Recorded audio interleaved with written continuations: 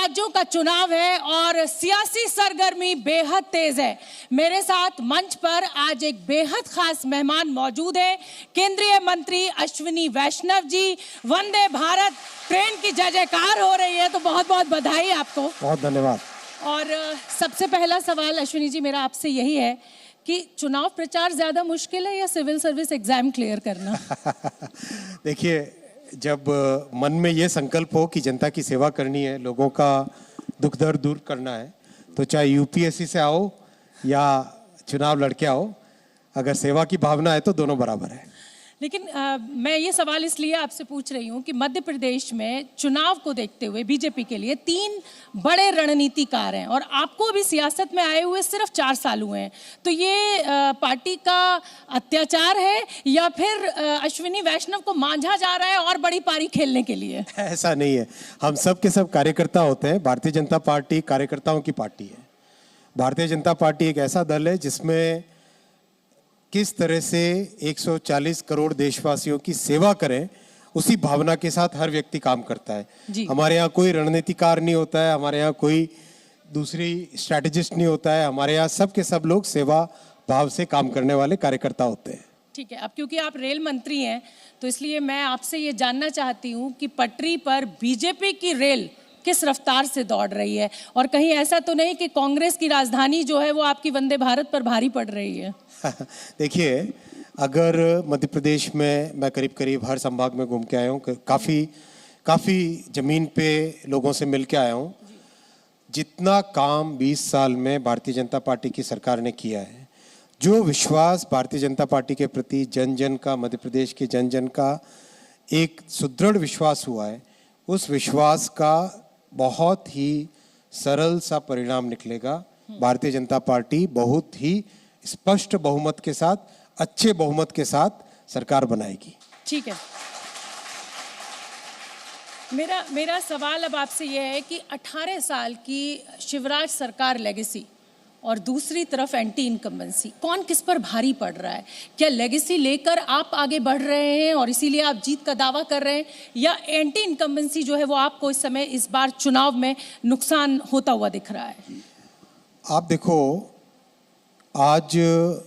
आज का जो भारत का नागरिक है, आज का भारत का नागरिक काम देखता है, डिलीवरी देखता है, किस तरह से उसके जीवन में परिवर्तन आया वो देखता है। ठीक है, अगर हम मध्य प्रदेश में देखें, इरिगेशन, सड़कों की लंबाई, बिजली की अवेलेबिलिटी, पावर जनरेशन की कैपेसिटी, किसी भी पैरामीटर पे अगर हम देखते हैं, किसी भी पैरामीटर पे, हर पैरामीटर पे 2003 की बनिस्बत आज बहुत अच्छी पोजीशन है। उस काम को जनता के सामने लेके गए हैं, जन जन ने सराहा है। जिस तरह से गरीबों के दुख दर्द में सम्मिलित होके उनके दुख दर्द को दूर करना, उनके आंसू पहुंचना, उनकी ज़िंदगी में एक सकारात्मक ट्रांसफॉर्मेटिव परिवर्तन लाना, वो हमारा उद्देश्य है राजनीति का। मोदी जी ने राजनीति की दिशा को राजनीति से हटा के सेवा में कन्वर्ट किया है। उसी सेवा भावना के साथ काम करेंगे।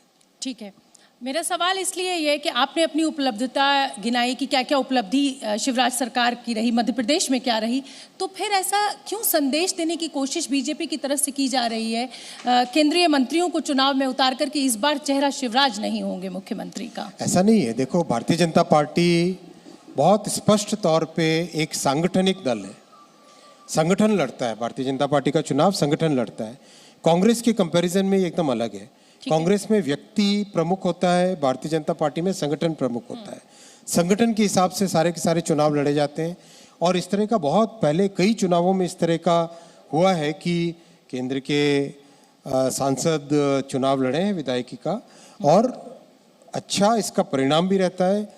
भारतीय जनता पार्टी जिस वक्त जहां पर जिसकी ज़रूरत देखती है उसके हिसाब से संगठन चुनाव लड़ाता है। शिवराज सिंह की अगर मैं बात करूं लोकप्रियता की, तो बहुत लोकप्रिय मुख्यमंत्री रहे हैं, लेकिन अब देखने को मिल रहा है कि वो कई मंच पर भावुक हो जा रहे हैं। कई बार वो लोगों से पूछ रहे हैं कि मामा को वापसी चाहते हो या नहीं चाहते हो। आपको ऐसा नहीं लग रहा है, क्योंकि शिवराज का भी अपना एक काडर है, अपना एक उनके कार्यकर्ता हैं, उनकी फैन फॉलोइंग है, आपको नहीं लग रहा कि आने वाले चुनाव में, क्योंकि शिवराज आपकी तरफ से ऐसा संदेश आपकी रैलियों में या आपकी तरफ से जा रहा है कि उनको साइडलाइन किया जा रहा है, नुकसान नहीं होगा? शिवराज जी हमारे क्योंकि बहुत पिछले ही 2 चुनाव आप उन्हीं के चेहरे पर लड़े हैं। शिवराज जी हमारे बहुत ही प्रमुख नेता हैं, बड़े नेता हैं, जमीन के नेता हैं, लोकप्रिय नेता हैं। चुनाव में उनका बहुत बड़ा योगदान है और चुनाव उन्हीं के बहुत ही उनके किए हुए काम पे हम लोग लड़ रहे हैं। तो फिर केंद्रीय मंत्रियों को उतारने की जरूरत बीजेपी को क्यों महसूस हुई? हालांकि ऐसा आपने पहले भी किया है, उमा भारती उसका जीता जागता उदाहरण है, मैं ये सवाल नहीं कर रही हूं, लेकिन ऐसी जरूरत क्यों पड़ी बीजेपी को कि बड़े बड़े दिग्गज नरेंद्र सिंह तोमर, फग्गन सिंह कुलस्ते जो बड़ी बड़ी जिम्मेदारियों पर बैठे हुए थे, प्रहलाद पटेल, आपको उनको चुनाव में उतारना पड़ा, उनके चेहरों पर आपको चुनाव लड़ने की नौबत आई? ऐसा नहीं है, देखो आप राजस्थान में देखो, राजस्थान में भी कई सांसद चुनाव में लड़े हैं। छत्तीसगढ़ में देखो, छत्तीसगढ़ में भी कई हमारे केंद्रीय नेता चुनाव में उतरे हैं। तो ऐसा नहीं कि ये कोई मध्य प्रदेश की बात है। तो क्या इसको मैं बीजेपी का मास्टर स्ट्रोक मानूं? बीजेपी में बहुत ही एक अच्छे संगठन के स्तर पे निर्णय लिए जाते हैं, मिलजुल के निर्णय लिए जाते हैं, उसी भावना से काम करते हैं हम लोग। ठीक है, ये जो पूरा चुनाव है जो 5 राज्यों का, वो प्रधानमंत्री मोदी के चेहरे पर लड़ा जा रहा है। आप भी जानते हैं कि जब जीत का सेहरा बनता है, हर कोई जीत का सेहरा बांधना चाहता है। क्या आपको नहीं लग रहा कि ये जो रणनीति बीजेपी की है कि प्रधानमंत्री मोदी के चेहरे पर 5 राज्यों में चुनाव, अगर मैं लगा रही हूँ, अगर उस तरह के नतीजे नहीं आए जैसा कि आप सोचते हैं, तो कहीं ना कहीं ब्रांड मोदी को भी डैमेज होगा? मोदी जी देश के ही नहीं, दुनिया के बहुत बड़े नेता हैं। दुनिया भर में लोकप्रिय, सर्वाधिक लोकप्रिय नेताओं में से एक है मोदी जी। अगर कांग्रेस के पास भी ऐसा कोई नेता होता तो वो कांग्रेस भी उतारती। कांग्रेस के पास में ऐसा कोई नेतृत्व ही नहीं है तो वो किसको उतारे? भारतीय जनता पार्टी के पास आज देश में इतना बड़ा अच्छा नेतृत्व है, इसलिए हम मोदी जी ज़रूर हमारा हर चुनाव में मार्गदर्शन करते हैं, नेतृत्व लेते हैं और लोगों के सामने जिस तरह से मोदी जी ने देश में परिवर्तन किया है वो आश्चर्यजनक है, अतुलनीय है। ऐसा कभी 60 वर्षों में नहीं हुआ। आप एक के बाद एक उदाहरण ले लो। अभी मैं थोड़ी देर पहले सुर्खी विधानसभा से आ रहा हूँ। गांव के लोगों से पूछो, आश्चर्यजनक रिस्पांस मिलता है। 80 करोड़ लोगों को घर पे राशन मिलता है महीने के महीने, वैक्सीन मिली, हर तरह के पॉइंट पे देखो आप, सड़कों पे देखो, बिजली पे देखो, फर्टिलाइजर पे देखो, किसान सम्मान निधि पे देखो, इतना अच्छा लोगों का रिस्पांस है। तो मोदी जी ने जो काम किया है तो जरूर जनता के सामने हम जाएंगे ही उनको लेके। ठीक है, ब्रांड मोदी आपके पास मौजूद है और जाहिर सी बात है जिस रफ्तार से आपका विजय रथ आगे बढ़ रहा है उससे लगता भी है कि ब्रांड मोदी का कोई तोड़ नहीं है। लेकिन आपको नहीं लगता कि स्टेट लीडरशिप या स्टेट का जो संगठन है वो कमज़ोर पड़ता है? क्योंकि सब कुछ क्या प्रधानमंत्री मोदी ही करेंगे? क्या स्टेट के नेताओं में या इतनी ताकत नहीं है कि हम उनके चेहरे पर लड़ सकें? देखिए, स्टेट के नेता, केंद्र के नेता, हर कार्यकर्ता पूरी मेहनत से काम कर रहा है, पूरी मेहनत से काम कर रहा है। हर पार्टी में ऐसा होता है, इसमें आश्चर्यजनक क्या है? ठीक है, आपने अभी जिक्र किया कि अनाज बांटा जाएगा या मोदी जी ने ऐसा किया। मध्य प्रदेश एक वो राज्य है जिसके ऊपर कर्जा बहुत ज़्यादा है, लगभग 4 लाख करोड़ का कर्जा है। कांग्रेस कह रही है 2 लाख सरकारी नौकरियां देगी, बेरोजगारों को 3,000 रुपये की मदद देगी, 50,000 रुपये पर ब्याज मुक्त ऋण देगी।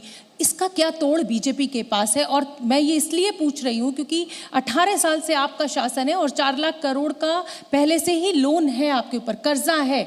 ऐसे में ये फ्री की घोषणाएं जवाब देने के लिए कैसे संभाल पाएंगे राज्य अगर आप आते हैं तो? कांग्रेस केवल और केवल झूठे वादे करने के लिए प्रसिद्ध है सब जगह। उनकी बातों पे आज मध्य प्रदेश के जन जन को विश्वास है ही नहीं। भारतीय जनता पार्टी ने काम करके दिखाया है, राज्य में काम करके दिखाया है, केंद्र सरकार ने काम करके दिखाया है। जनता का विश्वास देखिए, आज की पब्लिक, आज की जनता, आज का नागरिक चाहता है स्पष्ट तौर पे काम दिखे, तो वो काम दिख रहा है। सड़कें आप देखो मध्य प्रदेश की, बिजली की सप्लाई देखो मध्य प्रदेश में, लाडली बहनों को जो सम्मान मिला वो देखो आप मध्य प्रदेश में, लाडली लक्ष्मी जो बच्चियां यहाँ पे मध्य प्रदेश में आज सम्मान मिल रहा है उनको, वो आज देश में मिसाल है।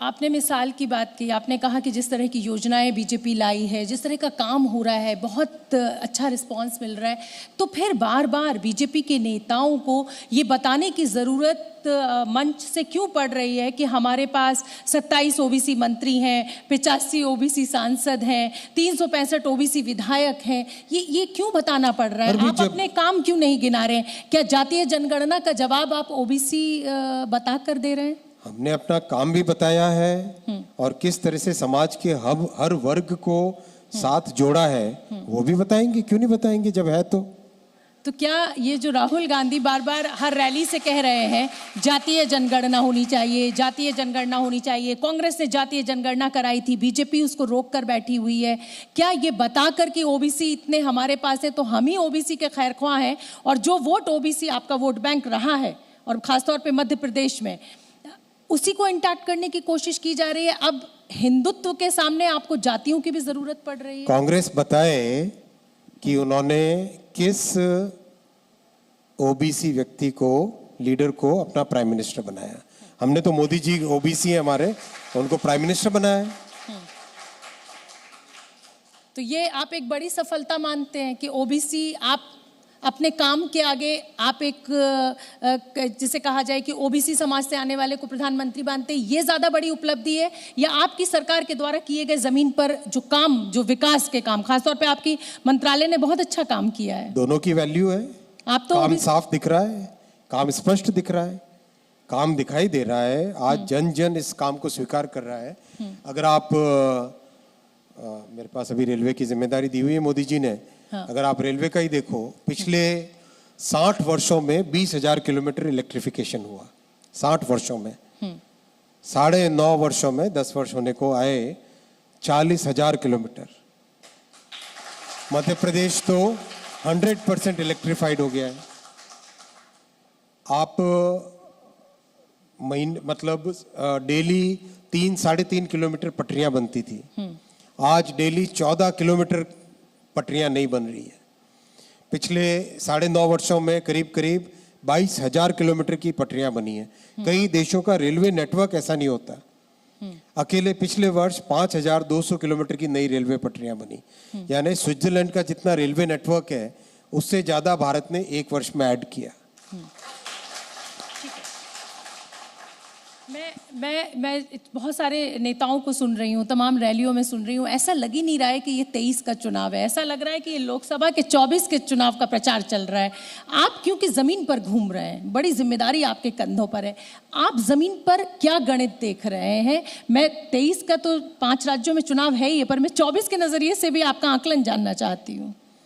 दो चुनाव आसपास होते हैं तो जरूर वो इस तरह की भावना आती है, लेकिन हम जमीन पर अगर जाके देखें, चाहे गणित देखें या केमिस्ट्री देखें, दोनों में एकदम clear decisive victory Bharatiya Janata party की स्पष्ट दिखाई दे रही है।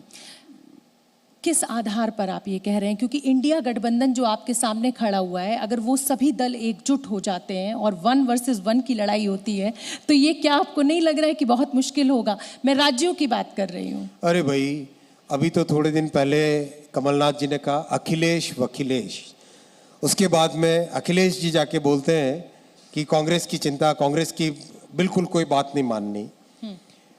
इसी घमंडिया गठबंधन के एक मुख्यमंत्री ने पिछले दिनों क्या बात कही है?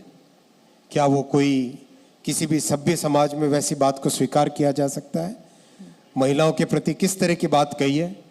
क्या उसके बाद में कोई इतना भी नहीं बनता था, केजरीवाल से इतना भी नहीं बनता था, राहुल गांधी से, कि वो उस बात की निंदा करे? ये गठबंधन नाम का गठबंधन है।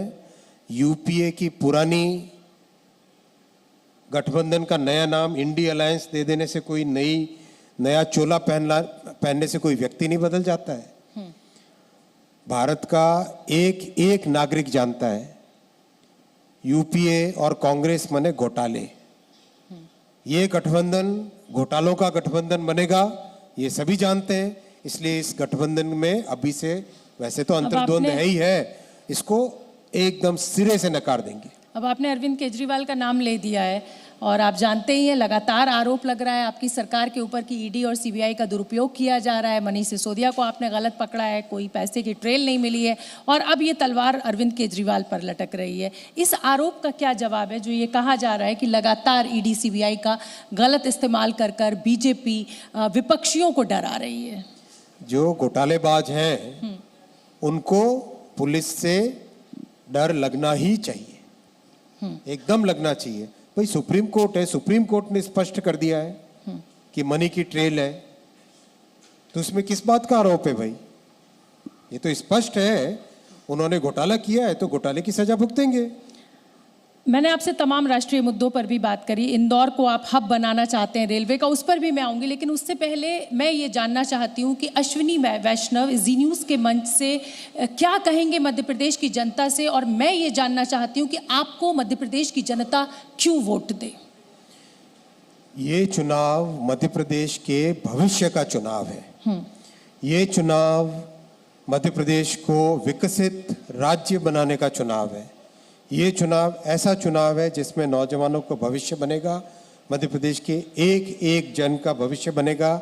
इसलिए मैं हर नागरिक से, हर वोटर से ये अपील करता हूँ, अपने सुनहरे भविष्य को चुनो, डबल इंजन की सरकार को वापस लाओ। जिस सरकार ने काम करके दिखाया है 20 साल में, उसी सरकार को एक बार फिर ये मौका दो कि आपके भविष्य को गढ़े।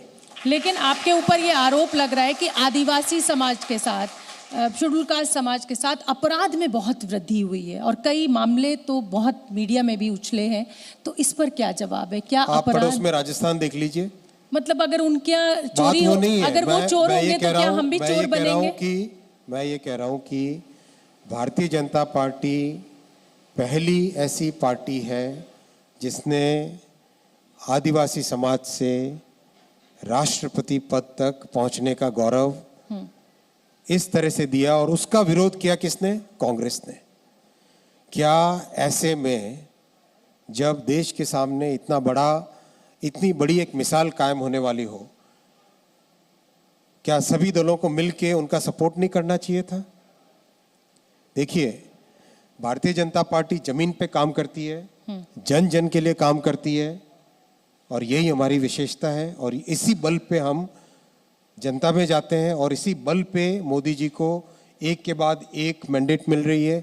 इसी बल पे भारतीय जनता पार्टी को मध्य प्रदेश में भी एक बार फिर मैंडेट मिलेगी। आपने राजस्थान का जिक्र किया, और ये मैं इसलिए पूछ रही हूँ क्योंकि आप बहुत पढ़े लिखे व्यक्ति हैं, एक बड़े पद पर रह चुके हैं और अब तो मंत्री हैं आप। अगर पड़ोसी का बेटा फेल हो जाएगा तो क्या मैं अपने बेटे को पढ़ाना बंद कर दूं कि मुझे भी फेल करना है? मैं तो ये कह रहा था, जब आप राजस्थान का उदाहरण देंगे या मैं तो ये कह रहा था कि जनता ने राजस्थान में भी मन बना लिया है कांग्रेस को पछाड़ के फेंकने का, ये कह रहा था मैं आपसे। बीजेपी के एक पूर्व नेता हैं नारायण तिवारी, उन्होंने अपनी एक विंध्य पार्टी बना ली है, वो भी बीजेपी के अगेंस्ट चुनाव लड़ रहे हैं। आपको नहीं लग रहा कि ये जो बागी है ये आपको मध्य प्रदेश में नुकसान पहुंचा सकते हैं? बहुत बड़ी पार्टी है हमारी, बहुत सारे कार्यकर्ता हैं। कुछ कार्यकर्ता अगर नाराज हुए हैं तो उनको मनाने का हम पूरा प्रयास करते हैं, और अधिकतर इस बड़े चुनाव में अधिकतर जो लोग थोड़े से हमसे किसी भी कारण से, देखिए टिकट एक होता है और दावेदार बहुत होते हैं, तो ज़रूर मन में आता है। लेकिन मैं उन सब से अभी भी अनुरोध करूंगा कि अपने विचार परिवार के साथ जुड़ के रहें। ये बहुत बड़ी यात्रा है, देश को बनाने की यात्रा है। ये देश के साथ एक ऐसा संकल्प के साथ मूव करने का, आगे बढ़ने का मौका है जिसमें सब जुड़े वापस। ठीक है, अब मैं आपके पास वक्त कम है, आपने मुझे बताया, तो मैं बस अब कंक्लूड करती हूँ। और कंक्लूजन में आपसे मैं ये पूछना, आपने अटल सरकार में भी काम किया है और आप मोदी गवर्नेंस भी देख रहे हैं, दोनों में क्या समानता है और क्या असमानता है? दोनों अलग अलग समय थे, दोनों समय की अपनी अपनी परिस्थितियां थी, और आज की परिस्थिति में जिस तरह का डेवलपमेंट हो रहा है, जिस तरह का विकास हो रहा है, जिस तरह से देश में एक के बाद एक नए कीर्तिमान स्थापित हो रहे हैं, आज सारी दुनिया उसको देख रही है, और ये बहुत ही गौरव की बात है। श्रद्धेय अटल जी ने भी देश का गौरव हर फोरम पे बढ़ाया था, और आज के हमारे यशस्वी प्रधानमंत्री श्री नरेंद्र मोदी जी देश को एक हर भारतीय अपना गर्व से सिर ऊंचा कर सके, ऐसा दुनिया में एक मिसाल कायम कर रहे हैं। इंदौर को आप रेलवे हब बनाने की बात कर रहे हैं, तो मैं चाहती हूँ कि आप, क्योंकि आप इस मंच पर बैठे हैं, तो वो भी कुछ बताएं। इंदौर बहुत ही एक इम्पॉर्टेंट कॉमर्शियल सेंटर है, बहुत ही बड़ा इंडस्ट्रियल सेंटर है। देखिए मध्य प्रदेश अगर आप देखें तो मध्य प्रदेश में करीब 5 ऐसे बड़े रेलवे के हब बन रहे हैं। जैसे आपने इंदौर की बात कही, इंदौर में 6 जगह से रेलवे लाइन्स आ रही है। वैसे ही बीना अगर देखें तो बीना में 4 डायरेक्शन से अलग अलग जगह से रेलवे लाइन आ रही है। वैसे ही अगर आप कटनी देखें, बहुत बड़ा हब है। जबलपुर देखें, बहुत बड़ा हब है। मध्य प्रदेश के अलग अलग जगह पे बड़े बड़े रेलवे के मेजर हब्स बने, जिसमें पैसेंजर्स के लिए फैसिलिटीज़, रेलवे के स्टेशंस का नया डेवलपमेंट और साथ ही साथ गुड्स के लिए, इंडस्ट्री के लिए गति शक्ति कार्गो टर्मिनल्स बन रहे हैं। मध्य प्रदेश के 80 स्टेशंस, 80 स्टेशंस को वर्ल्ड क्लास रेलवे स्टेशन बनाया जा रहा है। आप देखो जितने की जब सरकार थी, यूपीए की सरकार थी दिल्ली में, मध्य प्रदेश जितने बड़े राज्य को, इतना बड़ा राज्य, इतना बड़ा एरिया है, भौगोलिक क्षेत्रफल है, इतनी बड़ी जनसंख्या है, इतनी इंपॉर्टेंस है इकोनॉमिक, मात्र 632 करोड़ साल के दिए जाते थे रेलवे के डेवलपमेंट के लिए। क्या काम होता था? बहुत ही कम, कुछ ही किलोमीटर रेलवे लाइन बनती थी, कभी स्टेशनों के ऊपर कुछ पुताई कर ली। आज मोदी जी आते ही, 2014 में मोदी जी ने आते ही पहले इस 632 करोड़ को डबल किया, ट्रिपल किया, 4 गुना किया और अब 13 गुना बढ़ा के 13,607 करोड़ रुपए रेलवे को दे रहे हैं मध्य प्रदेश के लिए। इतना बड़ा डेवलपमेंट आप देखो, पहले मध्य प्रदेश में साल की 25-30 किलोमीटर रेलवे लाइंस नहीं बनती थी, आज 140 किलोमीटर नई रेलवे लाइंस बन रही है। कई कई गुने का फर्क है, कई मतलब ऐसा नहीं कि 2%, 5%, 10%, ये मल्टीपल टाइम्स डेवलपमेंट हो रहा है। 80 रेलवे स्टेशंस को वर्ल्ड क्लास बना रहे हैं। इतना बड़ा रेलवे का मध्य प्रदेश में काम हो रहा है। प्रेजेंटेशन देखा था आपने जो रेलवे स्टेशंस के लिए दिया था। लोग इसको स्पष्ट तौर पे देखो, जिस तरह से श्रद्धेय, आपने अटल जी की बात उठाई अभी, जिस तरह से श्रद्धेय अटल जी ने हाईवे बनाए, उसी तरह से मोदी जी आज रेलवे का इतना जबरदस्त डेवलपमेंट कर रहे हैं। जैसे हाईवे 4 लेन हुए, वैसे अब रेलवे 4 लाइन हो रही है मोदी जी के नेतृत्व में। हम अश्विनी जी को एज ए ब्यूरोक्रेट जानते हैं, शानदार मंत्री भी आप साबित हो रहे हैं, लेकिन आप राजनीति नहीं जानते हैं, ये हम बहुत अच्छी तरह जानते हैं। और उस तरीके से जैसे नेताओं की चाल होती है, वो भी आप नहीं अभी उतना पकड़ पाए हैं। लेकिन राजस्थान में मानूंगा। हाँ? ब्राह्मण सभा जो हुई राजस्थान में, उसमें आपने भाषण बड़ा शानदार दिया। तो इसलिए मैं ये सवाल आपसे पूछ रही हूँ कि वसुंधरा राजे और गजेंद्र सिंह शेखावत मुख्यमंत्री की रेस में आ गए, क्या तीसरा नाम मैं अश्विनी वैष्णव जी का जोड़ लूँ? बिल्कुल नहीं, बिल्कुल नहीं, बिल्कुल नहीं। मैं एक साधारण कार्यकर्ता हूँ और मुझे साधारण कार्यकर्ता रहने में संतोष है। मोदी जी ने बहुत बड़ी जिम्मेदारी दी है रेलवे की, मैं इसके लिए मोदी जी का धन्यवाद देता हूँ और इसी समर्पण भाव के साथ काम करते रहूँगा। ठीक है, 5 राज्यों में चुनाव है, क्या स्कोर आपकी तरफ से? बहुत अच्छी जीत होगी, 5 राज्यों में बहुत अच्छी जीत होगी, बहुत अच्छा मैंडेट मिलेगा और आप आने वाले समय में देखेंगे किस तरह से जनता ने भारतीय जनता पार्टी के कार्य को वोट दिया है, भारतीय जनता पार्टी के काम को वोट दिया है, वो आपके सामने स्पष्ट हो जाएगा। कितनी सीटें मध्य प्रदेश में? मैं चाहती हूँ आज आप इस मंच से मुझे बताएं, ताकि जब दिन नतीजे आए उस दिन मैं फिर आपके साथ लाइव जुड़ूं। बहुत स्पष्ट और डिसाइसिव मैंडेट मिलेगा। बहुत बहुत शुभकामनाएं आपको अश्विनी जी, बहुत बहुत धन्यवाद, आपने जी न्यूज़ के लिए वक्त निकाला। जी